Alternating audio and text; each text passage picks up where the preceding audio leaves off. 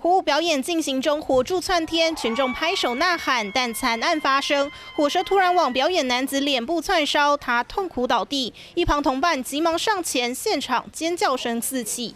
危险啊！哎呦！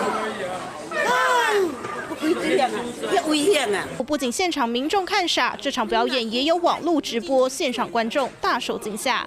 疑似风向转换导致火焰反噬，男子脸部2度烫伤，金门县府紧急派遣专机后送台湾治疗，幸好伤者意识清楚，没有生命危险。疑似当时的瞬间风速的变化太大，造成环境因素的影响，导致一名表演者不慎受伤，医疗专机后送至台湾本岛的荣总医院进一步的治疗。事发11号，金门岛屿生活节白天庆祝熄灯37年的金沙戏院重新开张，晚上则有表演活动。火舞团晚间受邀演出却发生意外，因为他们油料的选择可能是选择到须子油。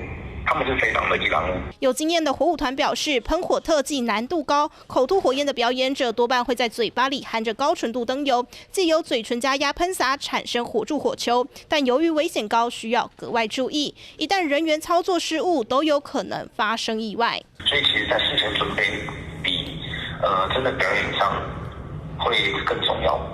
因为事前准备，我们可能会先将衣服浸湿，然后头发先稍微饮水。这次受伤的表演团队是金门在地火舞团，打开社群，满满都是精彩的表演片段。专业的火舞带来视觉响艳，却经传意外，哪个环节出状况，舞团还得理清。3立新闻业记者苏一凡，金门报道。